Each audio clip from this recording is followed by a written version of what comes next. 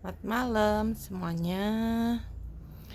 Ah, Hari ini gua mau bahas tentang perbedaan antara orang yang perbedaan orang yang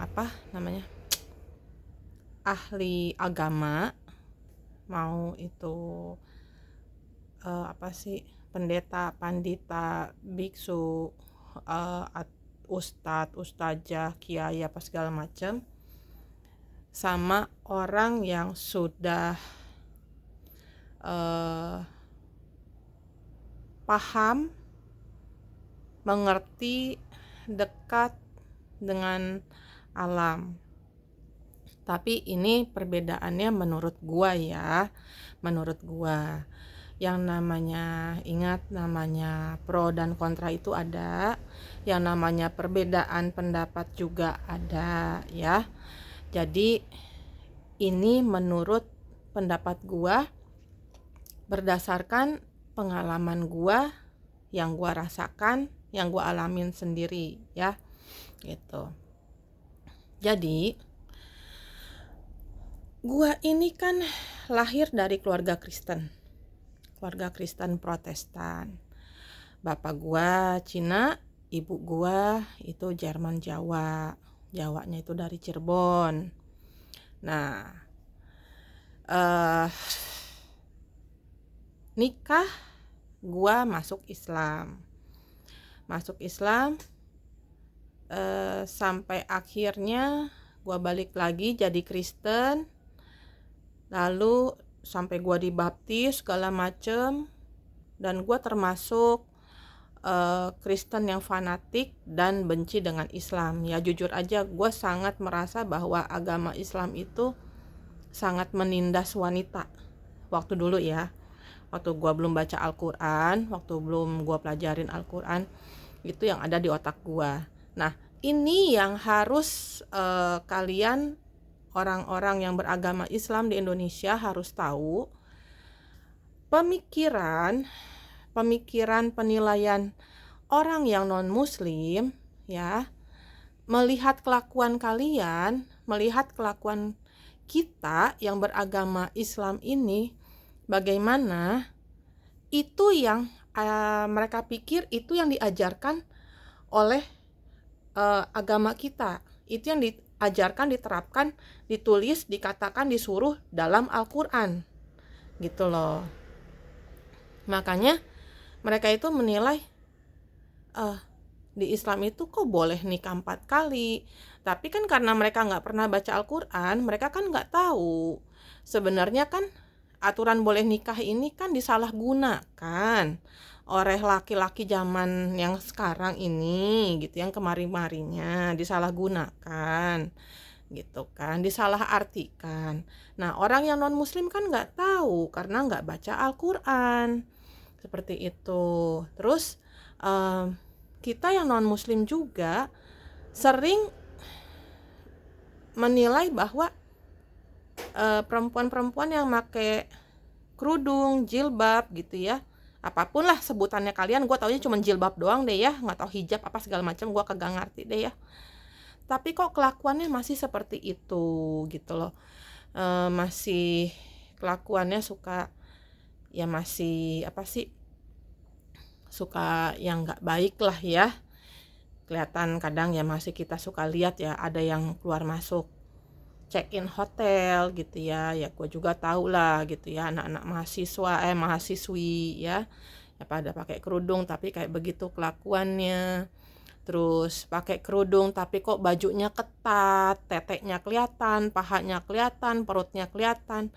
Kok boleh? Bukan katanya nggak boleh kelihatan auratnya, bentuk badannya katanya nggak boleh kelihatan. Kok mereka pakai kerudung tapi kok jendolannya, bentuk lengan tangannya kelihatan, bentuk pahanya kelihatan. Kok seperti itu?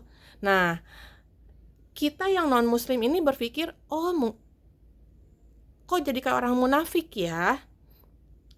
Katanya nggak boleh kelihatan bentuk tubuhnya, tapi kok mereka pakai bajunya kayak begitu? Itu yang ada di pikiran orang non muslim, khususnya gue pribadi gitu ya. Jadinya Tolong ini untuk yang pakai kerudung, yang pakai hijab, ya. Kalian itu apalagi anak-anak mudanya, kalau masih pengen modis, mendingan jangan pakai kerudung. Kerudung itu bukan tren, ya. Jilbab itu bukan tren. Kalau kalian udah tahu aturan fikihnya, pakai kerudung itu berat sayang, ya adik-adikku, anak-anakku. Itu berat aturannya. Gua aja sampai buka lagi karena gue belum siap gitu loh.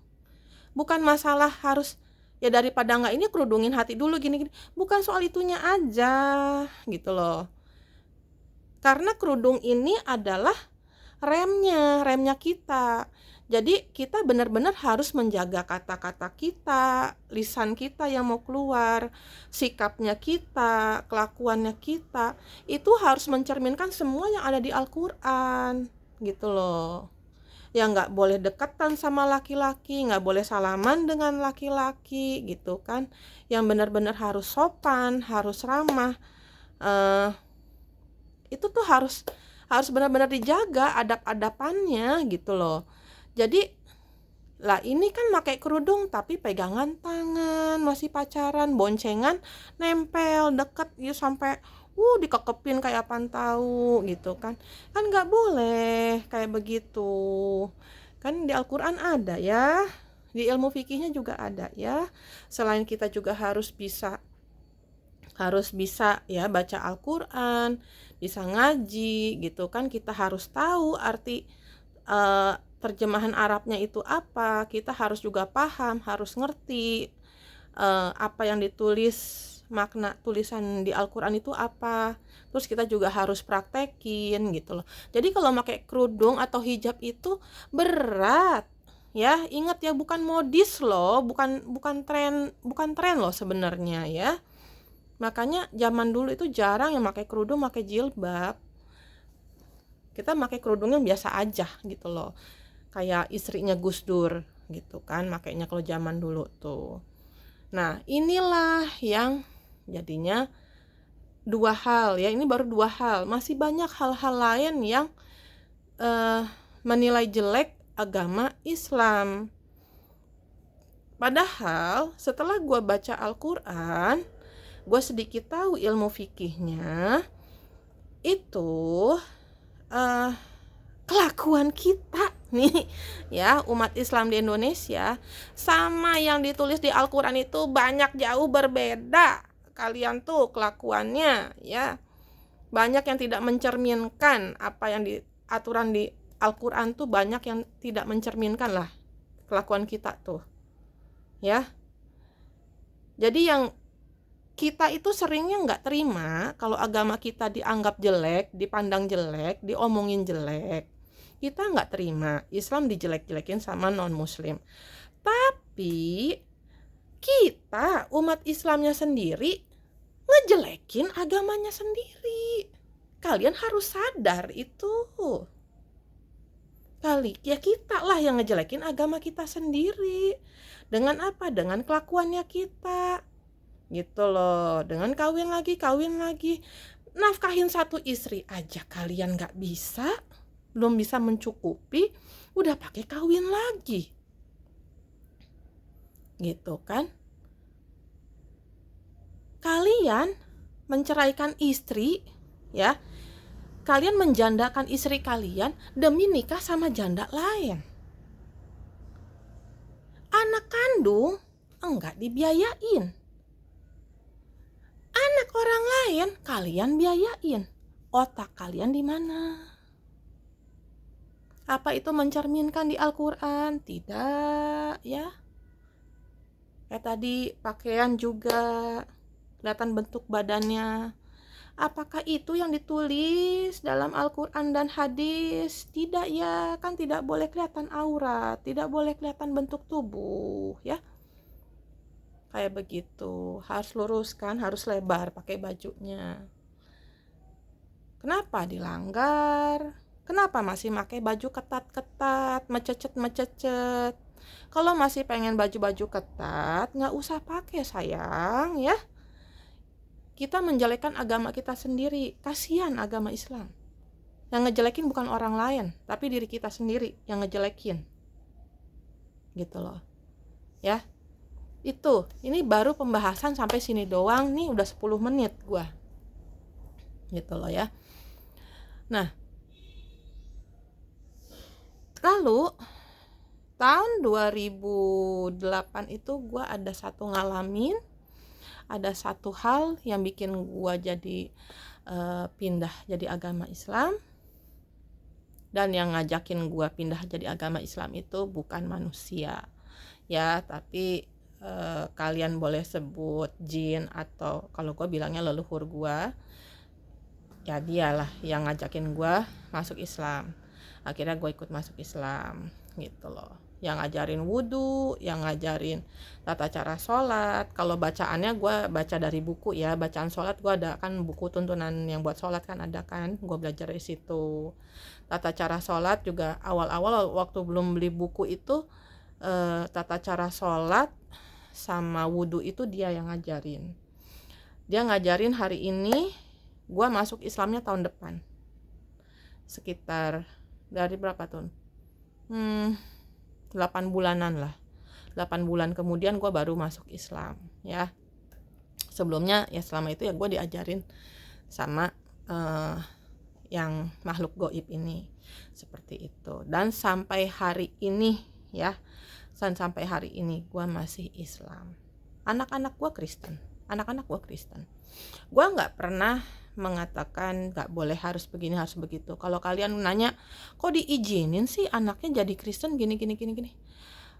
Menurut gua agama itu adalah pilihan hati.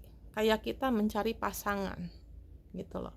Kalau kita gak nyaman, kalau kita gak suka, kita gak nyaman, kita gak ngerasa tenang, kita gak ngerasa aman, ya jangan dipilih. Sama kan kayak kita nyari pasangan, kita juga pengen punya pasangan yang bisa kasih rasa nyaman, rasa aman, rasa tenang gitu kan. Ya seperti itu kalau menurut gua ya, agama tuh seperti itu. Mencari tempat ibadah pun mau Kristen apa atau Islam apa, itu pun sama prinsipnya, yang cocok dengan kita. Jangan karena orang lain, jangan karena siapapun juga, jangan karena gak enak sama si A, si B, si C, tapi karena kita emang kita cocok nih di tempat di Kristen ini, di gereja ini gitu ya, di Islam ini, di masjid ini, di perkumpulan ini. Nah seperti itu. Jadi ya kalau gue lebih membebaskan soal agama karena itu pilihan hati. Dipaksain gak akan bener urusannya ya gitu jadinya itu. Nah ini udah mulai kelihatan perbedaannya ya, orang yang paham dan fanatik agama dengan orang yang mulai mengerti dekat dengan alam. Ini mulai kelihatan nih perbedaannya. Kalau orang yang fanatik dengan agama pasti dia akan garis keras, nggak boleh, nggak bisa kayak begitu, nggak bisa begini, harus begitu, nggak aturannya begini, nggak, Allah tuh pasti nggak suka gini, Allah tuh pasti marah gini. Tuh. Sedangkan kalau orang yang sudah dekat dengan alam, sudah mengerti dengan alam, sudah paham dengan alam, kita tidak akan menghakimi seperti itu. Karena kayak gue pribadi itu karena sudah baca Injil, baca Al-Quran, sedikit kitab Buddha, itu semua Tuhan selalu memberikan pilihan gitu loh. Tuhan itu selalu memberikan pilihan kepada kita umatnya. Lu mau yang mana? Lu mau jalan A? Oke, kalau lu mau pilih jalan A, nanti di depan itu ada ini. Enaknya jalan sini ya begini, tapi nggak enaknya begini. Nanti ujungnya hasilnya seperti itu. Begitupun dengan pilihan B. Kalau lu pilih jalan B, enak gak enaknya begini, ntar ujungnya begitu, resikonya juga apa, dikasih tahu sama Allah tuh. Lu pilih jalan C, D, E, F, G sampai H sampai Z, itu semua dikasih tahu sama Allah gitu loh. Tinggal kita, pilihan kembali lagi ke kita. Di dalam Al-Quran sendiri, kalau gua baca di Al-Baqarah itu soal yang perang aja, Allah itu di situ dikatakan bahwa kalau kita nggak bisa membebaskan budak gitu ya kita ganti dengan apa. Kalau masih nggak bisa, kita ganti dengan apa. Kalau nggak bisa juga, kita dengan apa. Masih dikasih pilihan terus gitu loh sama Allah. Kenapa kita yang manusia selalu menghakimi, harus begini, harus begitu, harus begini, harus begitu. Kalau enggak dosa. Ini yang paling gua benci. Manusia yang sudah mengatakan selalu dosa. Dosa lu. Siapa sih lu? Bisa-bisanya bilang gua ngelakuin ini dosa. Gua kerjain itu dosa. Gua pakai ini dosa. Gua bersikap begitu dosa. Siapa lu? Emang lu Allah? Emang lu Tuhan? Emang lu sang penciptanya gua? Bagi gua, siapapun kita, namanya manusia, tidak berhak mengatakan, menghakimi, dan berkata bahwa lu dosa. Tidak berhak. Karena hak itu adalah hak mutlak, hanya Allah, hanya Tuhan, hanya sang pencipta yang mengatakan hal itu, ya, yang bisa memutuskan dan menilai hal itu. Kita sebagai manusia hanya bisa sampai berkata elu salah, gitu aja. Salah lu di sini, salah lu di situ. Elu salah ngomongnya begitu, wajar dia marah. Elu salah pakai baju itu, pantesan lu jadi sakit, kedinginan. Lu salah pakai sepatu itu, pantes aja kaki lu sakit. Kayak begitu. Selebihnya bilang dosa bukan haknya manusia. Nah, ini perbedaan kedua dari orang yang tahu agama, ngerti agama tapi fanatik, sama yang orang yang dekat dengan alam, mengerti alam, ya. Punya agama, kita beragama, kita percaya dengan agama, kita percaya dengan kitab kita, tapi kita lebih juga dekat dengan alam. Kita lebih ke spiritual juga. Kalau yang ini spiritualnya kurang. Kalau yang orang fanatik ini spiritualnya kurang, ya. Spiritualnya itu kurang. Nah, kalau yang di sini, ini dia punya agama, dia belajar agama, tapi dia juga belajar spiritual. Nah, ini lebih komplit gitu loh. Makanya kita lebih fleksibel, kita lebih bisa kita bisa lebih fleksibel, kita bisa lebih lebih lunak lah gitu loh. Kita juga lebih bisa, ya mungkin inilah bentrok jadinya nanti nih. Yang si fanatik sama yang paham dengan agama ini nanti bentrok gitu loh. Di sini makanya kenapa pihak sini selalu bilang bahwa yang ini tuh musyrik. Ini tuh aliran sesat. Gitu loh. Ada beberapa hal gitu loh yang dinilai sesat gitu loh. Karena orang-orang yang di sini, kita kalau sudah main dengan alam, kita pelajarin agama, kita pelajarin alam, pola pikir kita akan beda. Pola pikir kita akan lebih luas, lebih lebih lembut, kita lebih bisa kita lebih bisa bertoleransi, kita lebih bisa diajak negosiasi juga gitu loh. Jadi nggak terlalu kaku, nggak terlalu keras kita tuh, seperti itu ya. Jadi di sini perbedaannya sering berantem itu di sini nanti tuh.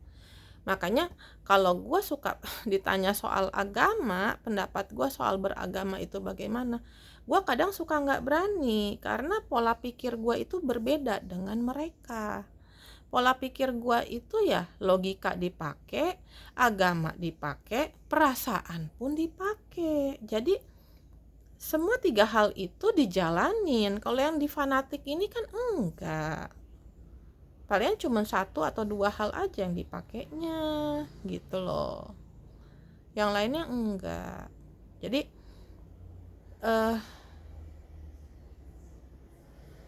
apa ya, kalau menurut gue kita jangan terlalu fanatik banget sama agama kita, karena fanatik itu akan membuat kita jadi kurang bisa, bukan yang nggak bisa ya, kurang bisa bertoleransi, kurang bisa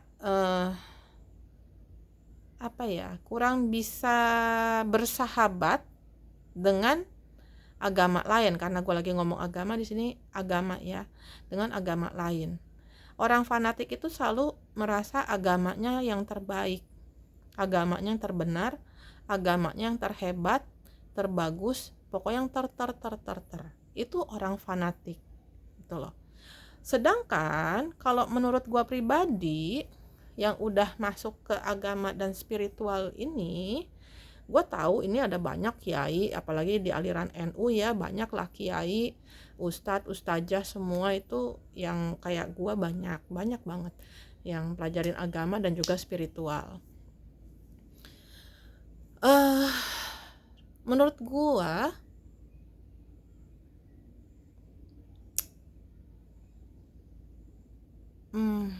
lupa tadi sampai mana tadi itu gue jadinya. Jadi kalau menurut gue itu kok dibikin lupa ya, takut ribut, kayaknya takut jadi ribut. Bentar